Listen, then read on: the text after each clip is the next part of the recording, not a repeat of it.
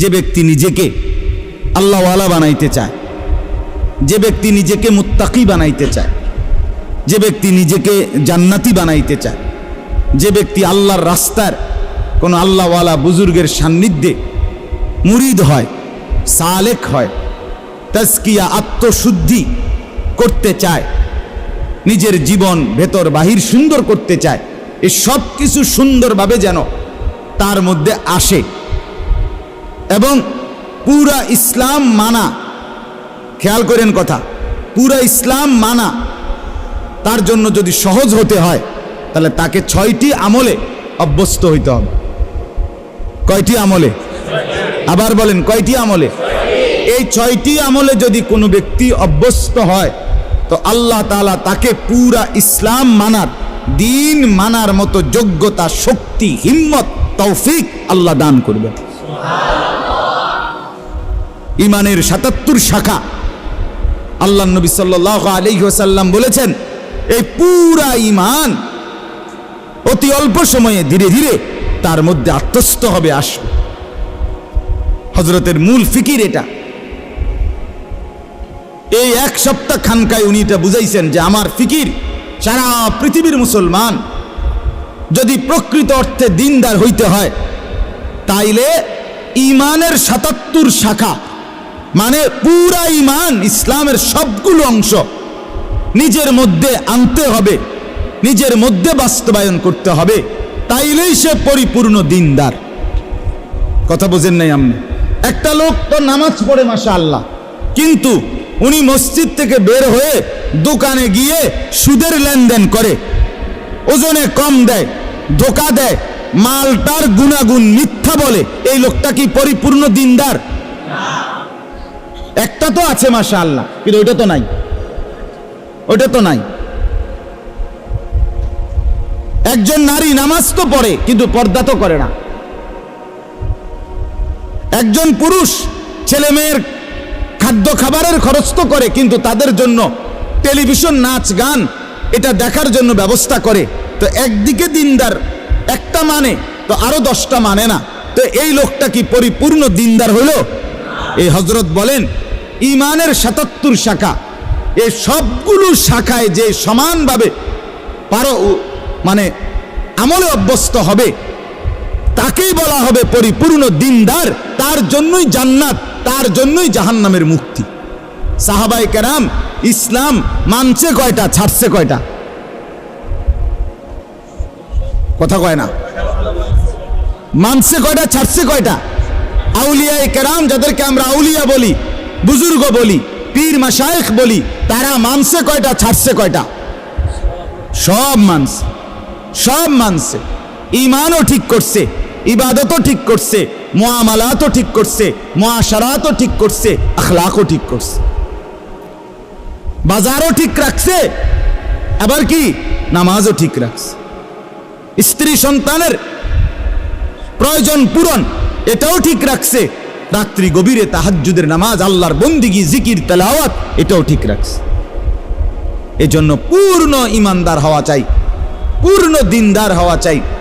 আমি বাপ কত সময় আপনারা আমার মুখে শুনছেন এই কথাটা, আমি প্রায় বলি যে ও আল্লাহর বান্দারা, বাবা, চাচা, মুরব্বীরা অনেকেই বলে এখন আর বয়স শেষ, 60-70 বছর হয়ে গেছে, ছেলে ফেলে যায়, মোটামুটি লাইন ফাইন করছি, অন আল্লাহ আল্লাহ করে কোনো রকম মরে গেলে হয়েছে, মরলেই হয়েছে, কবরে যাওয়ানোর বাকি আর না। আমি সব সময় বলি যে বাপ, কোনো রকম কবরে যাইয়েন না, কোনো রকম প্রয়োজনে চেষ্টা করেন আর কিছুদিন বেঁচে থাকতে। চান যে দুনিয়া থাকতে পারেননি, প্রয়োজনে জিফুত্রে বলেন যে টাঙ্গাইয়া তুই তো কোনানে আমনে রে, যাতে আপনি না মরেন।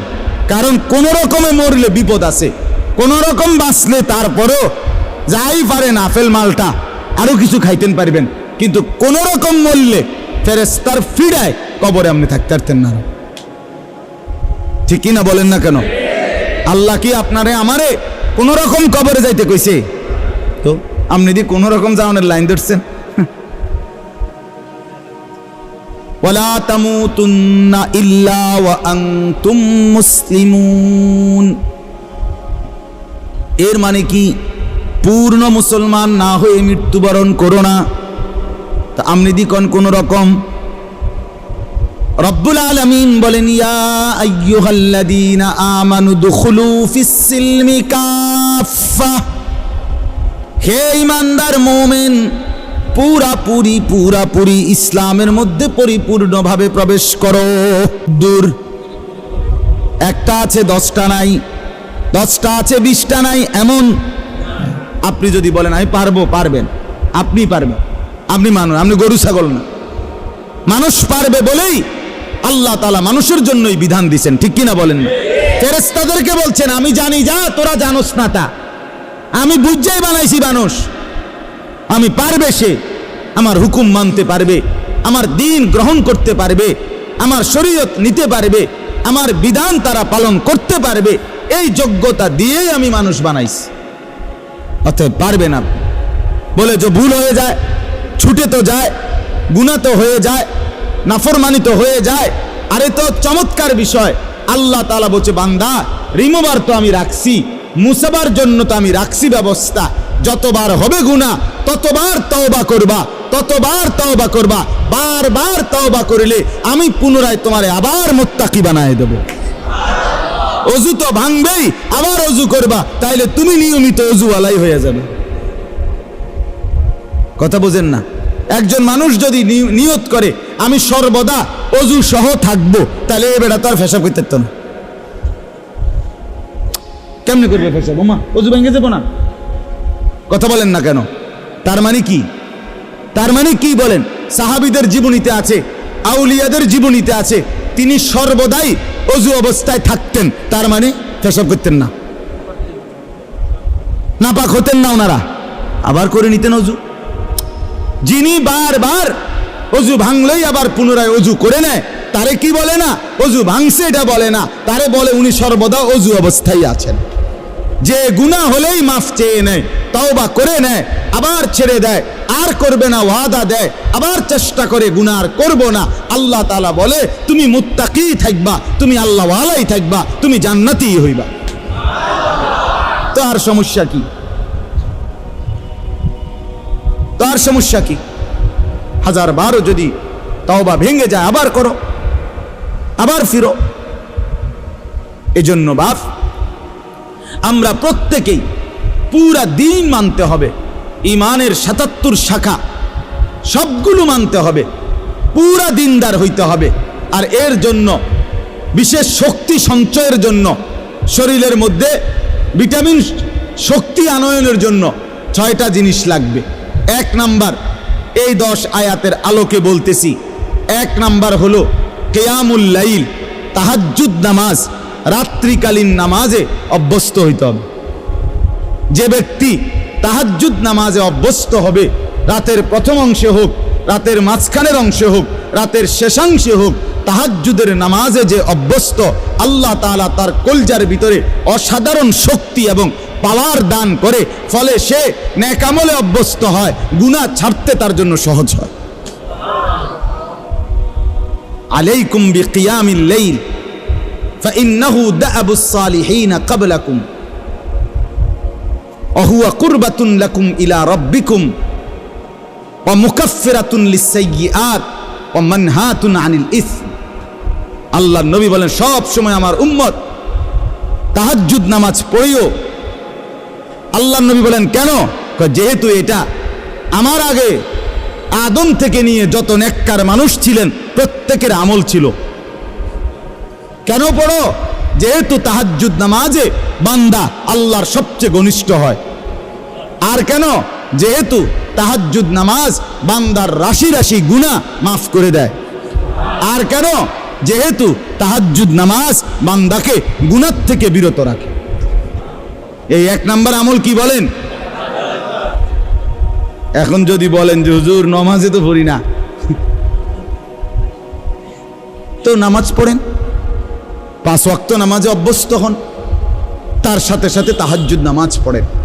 4 রাকাতই হোক, 8 রাকাতই হোক, 2 রাকাতই হোক, অল্প অল্প করে যারা আলহামদুলিল্লাহ নামাজি আছেন নিয়মিত, আপনারা প্রত্যেকেই তাহাজ্জুদ নামাজে অভ্যস্ত হন।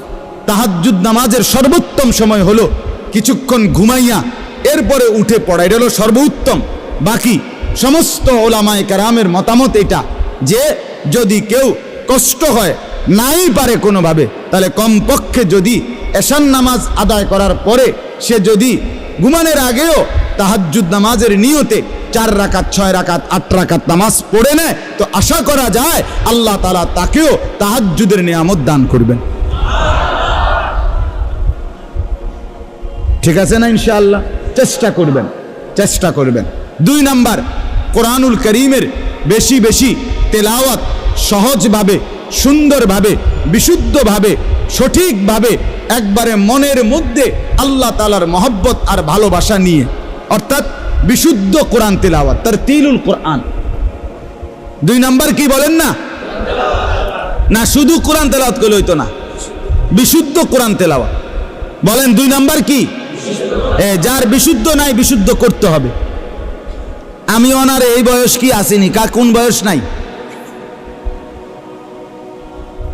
কি কথা কোন বয়স নাই আপনার? এসব বললে হইতো না। তাইলে কি 2 নাম্বার আমল কি বলেন? এই কোরআন তেলাওয়াতের বরকতে আল্লাহ তাআলা ওই ব্যক্তির মধ্যে ইসলাম মানা সহজ করে দিবেন, গুনাহ ছাড়া সহজ করে দিবেন। গুনাহ ছাড়তেই মন চাই, আমল করতেই মন চাই। সুবহানাল্লাহ। বলেন 1 নাম্বার কি? সবাই বলেন। 2 নাম্বার কি? 3 নাম্বার আল্লাহ তাআলার জিকির। ওয়াদকুর ইসমা রাব্বিক। 3 নাম্বার আল্লাহ তাআলার জিকির। সকাল বিকাল দুপুর সন্ধ্যা দাঁড়িয়ে বসে শুয়ে হর হালাতে আল্লাহকে ডাকা, জবানে সবসময় আল্লাহকে ডাক। সুবহানাল্লাহ, আলহামদুলিল্লাহ, আল্লাহু আকবার, লা ইলাহা ইল্লাল্লাহ, সুবহানাল্লাহ, আলহামদুলিল্লাহ, আল্লাহু আকবার, লা ইলাহা ইল্লাল্লাহ, সুবহানাল্লাহ, আলহামদুলিল্লাহ, আল্লাহু আকবার, লা ইলাহা ইল্লাল্লাহ, আস্তাগফিরুল্লাহ, আস্তাগফিরুল্লাহ, আস্তাগফিরুল্লাহ, আস্তাগফিরুল্লাহ, আস্তাগফিরুল্লাহ, আস্তাগফিরুল্লাহ, সাল্লাল্লাহু আলাইহি ওয়াসাল্লাম, সাল্লাল্লাহু আলাইহি ওয়াসাল্লাম, সাল্লাল্লাহু আলাইহি ওয়াসাল্লাম, সাল্লাল্লাহু আলাইহি ওয়াসাল্লাম। আমার বাপ মনোযোগ দিয়া মহব্বতের সাথে হাঙ্গামা না কইরা, বিরাট বড় মজমার দরকার নাই, আমনে একলাই চুপচাপ কোনো ওই হুল্লুর মানে একারে হেসকানি না কইরা নীরবে সুন্দর করে কিছুক্ষণ এরকম জিকির করতে থাকেন। খোদার কসম জিহ্বাটাই মধু হয়ে যাবে, জবান শিরি হয়ে যাবে, মধু হয়ে যাবে, মধু। কলিজা আলোকিত হয়ে যাবে। কিছুক্ষণ পরে অনুভব হবে দিল আমার নূরানি হয়ে গেছে, আলোকিত হয়ে গেছে, দিল শান্ত হয়ে যাবে, পেরেশানি দূর হয়ে যাবে। তাহলে 1 নাম্বার কি বলেন? 2 নাম্বার কি? বিশুদ্ধ কোরআন তেলাওয়াত। 3 নাম্বার কি? জিকির। আল্লাহ তাআলার জিকির করবেন তো ইনশাআল্লাহ? চেষ্টা করবেন। ছেলেরা বাপ তোমরাও চেষ্টা করো, গাফলতি করো না ভাই। কোরআন পড়তে শেখো, পড়তে শেখো। তুমি মুসলমানের সন্তান, তুমি কোরআন পড়ো ভাইয়া। এই বাংলা, অঙ্ক, ইংরেজি, পদার্থ, জীববিজ্ঞান এগুলো হাসরের ময়দানে জিজ্ঞেস করবেন, তো কোরআন জিজ্ঞেস করবে, কোরআন সুপারিশ করবে। নবীজি বলছে ওইগুলোকে বাদ দেওয়ার কথা বলি না, ওগুলো দুনিয়া চলবে, কিন্তু কোরআন দুনিয়াও চলবে, আখিরাতও চলবে। আল্লাহ নবী সাল্লাল্লাহু আলাইহি সাল্লাম বলেন আসসিয়াম ওয়াল কোরআন ইয়াশফাআন লিল আবদ। রমজানের রোজা আর আল্লাহ তাআলার কোরআন তিলাওয়াত সরাসরি আল্লাহর বান্দার জন্য আল্লাহর কাছে সুপারিশ করবে। রোজা বলবে আল্লাহ দিনটা তারে আমি অভুক্ত রাখছি, আর কোরআন বলবে আল্লাহ রাতটা তারে আমি তেলাওয়াতে ব্যস্ত রাখছি, তারে এখন কেমনে শাস্তি দিবেন? আল্লাহ বলে বাবুরে তোমরা যেহেতু দুইজন দুইখানে চাপ দিছ, যাও দিলাম, মাফ করে দিলাম। তাহলে 1 নাম্বার হলো কিয়ামুল লাইল। এই আমলটার মূলত নাম হলো কিয়ামুল লাইল, তাহাজ্জুদ। 2 নাম্বার কি? বিশুদ্ধ কোরআন তেলাওয়াত। 3 নাম্বার কি? এই 3টা হলো অঙ্গ প্রত্যঙ্গ দিয়ে করা, মানে বাহ্যিক। জিকির করবেন কি দিয়া? জবান দিয়া, ঠিক না বলেন? কোরআন তেলাওয়াত করবেন কি দিয়া? জবান দিয়া। আর তাহাজ্জুদ নামাজ পড়বেন কি দিয়া? পুরা বডি দিয়া, পুরা অঙ্গ দিয়া, নাকি? এটা। আর তিনটা, পরের তিনটা হলো ভিতরে, কলজের ভিতরে থাকতে হবে, ভিতরে থাকবে। 1 নাম্বার মানে 4 নাম্বার, হ্যাঁ, তাবাত্তুল, এটারে বলে তাবাত্তুল। কন্ত তাবাত্তুল, তাবাত্তুল অর্থ হইল সব কিছুর থেকে সম্পর্ক বিচ্ছিন্ন করে হৃদয় মন শুধু আল্লাহর সাথে সম্পর্ক যুক্ত করা।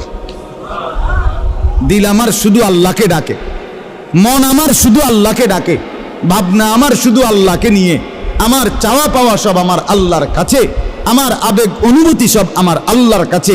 দুনিয়ার কাছে আমি কিছুই চাই না, যা চাই, যা পাবো মনে করি সব আমার আল্লাহর কাছে। অন্তর আল্লাহর সাথে কি করা? সম্পর্কিত। ও তাবাত্তাল ইলাইহি তাবতীলা, তাবাত্তুল। এইটা, এই 4 নাম্বার হলো অন্তরকে আল্লাহর সাথে কি করা? সম্পৃক্ত করা। বলে এটাকে সারাক্ষণ সম্ভব? একটু একটু করে বাড়ান, অল্প অল্প করে বাড়ান, আস্তে আস্তে বাড়ান, আল্লাহ তৌফিক দান করেন। 5 নাম্বার মানে 2 নাম্বার, 5 নাম্বার হলো আল্লাহ তাআলার উপরে সর্বাবস্থায় তাওয়াক্কুল। কার উপরে? তাওয়াক্কুল, ভরসা। ভরসা কার উপরে? রব্বুল মাশরিকি ওয়াল মাগরিব লা ইলাহা ইল্লা হুয়া ফাত্তাখিযহু ওয়াকিলা। এই যে আল্লাহকেই একমাত্র ওয়াকিল, অভিভাবক বা আশা ভরসার কেন্দ্রস্থল শুধুই কাকে বানানো? তাহলে অন্তরে সর্বদা কার উপরে ভরসা করা? 6 নাম্বার সবর করা। ওয়াসবির আলা মা ইয়াকুলুন, সর্বাবস্থায় সুখে থাকি দুঃখে থাকি, হ্যাঁ, দিলের মধ্যে থাকবে আমার আল্লাহ আছে, আমি আমার আল্লাহর উপরেই ধৈর্য ধারণ করলাম।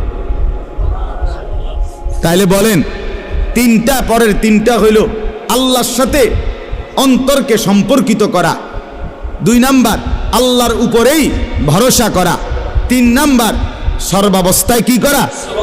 আরবি নামগুলো কোন? তাবাত্তুল, তাওয়াক্কুল, সবর। তাবাত্তুল, তাওয়াক্কুল, সবর।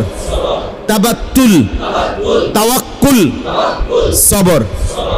1 নাম্বার কিয়ামুল লাইল, 2 নাম্বার তারতিলুল কোরআন, 3 নাম্বার জিকির, 4 নাম্বার তাবাত্তুল, 5 নাম্বার তাওয়াক্কুল, 6 নাম্বার সবর। 3টা বাহিরে, 3টা ভিতরে। এই 6টা পুরো ইসলাম না, মানে এই 6টায় অভ্যস্ত হইলে বাকিগুলো আস্তে কান টানলে মাথা আসে, সহজ হয়ে যাবে, সহজ হয়ে যাবে। বিশেষ করে তাহাজ্জুদ নামাজ, বিশেষ করে কোরআন তিলাওয়াত, আল্লাহ তাআলার জিকির, এই 3 আমল যখন চালু থাকবে ধীরে ধীরে মজাই লাগবে, অন্তর নূর হবে, আমল করতেই মন চাইবে, গুনাহ দেখলেই ঘৃণা লাগবে, গুনাহ দেখলেই অপছন্দ লাগবে। আল্লাহ তাআলা আমাদেরকে তৌফিক দান করেন। আমার শায়েখ আল্লামা মুফতি মুশতাকুন নবী সাহেবের একটা সুন্দর কথা শুনাই। আমার দেখা আমার হযরত আল্লামা মুফতি মুশতাকুন নবী সাহেব খুব বেশি জিকির করে, উনি একেবারে বেশি জিকির করে। ওনার যদি আপনি 100 না 1000 বয়ান শোনেন, তো 1000 বয়ান এই শুনবেন উনি কিসের কথা কইছে। বয়ানও করে জিকির, নিজেও করে জিকির। আমি মনে করেন কুমিল্লা থেকে সিলেট হুজুরের সাথে 6 ঘন্টার সফর, অনেকবার গেছি হুজুরের গাড়িতে করে। আমার গায়ে হেলান দিয়া হুজুরে শুইছে, মনে করেন আমি দেখছি শুইয়া লাইছে, ঘুমায়ে পড়ছে। যতবার ড্রাইভার মাসুদ ভাই গাড়ি কোনো কারণে ব্রেক করে, সাথে সাথে নড়ে ওঠে না, এই নড়লেই দেখি উনার মুখ দিয়া লা হাওলা ওয়ালা কুওয়াতা ইল্লা বিল্লাহ, সুবহানাল্লাহ, কোনো না কোনো একটা তাসবিহ করে। তবে এটা না দেখলাম ঘুমায়। আমি অনেক দিন দেখছি এটা মাকিরি ভাই, এটা কি ধরনের জিন নি, কোনো আদত হয়ে গেছে, অটোমেটিকলি নড়লে চড়লে জিকির করে, জিকির করে, আল্লাহ তাআলার জিকির করে। এই যে জিকির, এই জিকিরের ভীষণ পরিমাণ অভ্যস্ততার কারণে তো হযরতের মধ্যে একটা জিনিস আমি শুধু এটা বলার জন্য, একদিন বহুবার বলছে, অনেক সময় বলে, কয় যে আমি যখন ঘর থেকে বের হই, শুনতেছেন, হুজুর বলেন, আমি যখন ঘর থেকে বের হই তখন আমি আমার আল্লাহর কাছে বলি, আল্লাহ এই আমার দুইটা চোখ, এখন আমি রাস্তায় বের হচ্ছি, এই দুই চোখে যদি রাস্তার কোনো বালু খড়কুটা এরকম কিছু আইসা যদি পড়ে তাইলে আমার চোখের ভীষণ ক্ষতি হবে, জাহিরি ক্ষতি, বাহ্যিক ক্ষতি হবে চোখের, ঠিকই না বলেন না? বলে আল্লাহ এই ক্ষতি থেকে আমার চোখকে আপনি বাঁচান। সাথে সাথে হযরত বলে, আমি আল্লাহর কাছে বলি, আল্লাহ ঠিক তেমনি ভাবে এই চোখ যদি কোনো ভিন নারীর প্রতি পড়ে তাইলেও আমার এই চোখের ক্ষতি হবে, আখিরাতে ক্ষতি হবে, আমার এই চোখে সীসা গলাইয়া ঢেলে দেওয়া হবে। অতএব আপনি আমার এই চোখকে বাহ্যিক ক্ষতি থেকেও বাঁচান, আপনি আমার এই চোখকে আখিরাতের ক্ষতি থেকেও বাঁচান। হুজুর বলেন, কয় এই দোয়ার বরকতে, আল্লাহ তাআলার জিকিরের বরকতে, কয় হাজারো ঘন্টা রাস্তায় চলার পরেও আমার কাছে রাস্তায় নজর কোনো দিকে তাকাইলেও গাছ আর মানুষ একই রকম মনে হয়। অনেক দিন বলছে, কয় যে গাছ যেরকম মনে হয় মানুষও এমনই মনে হয়, আলাদা কোনো এটা নিয়ে কি হয় না, কু নজর বদ নজর হয় না। এই জন্য বললাম একটা আমল এখানের মধ্যে জিকির, এটা আরো 100 আমলটাকে কি করে দেয়, সহজ করে। আল্লাহ তাআলা আমাদের প্রত্যেককে তৌফিক দান করেন, কবুল করেন।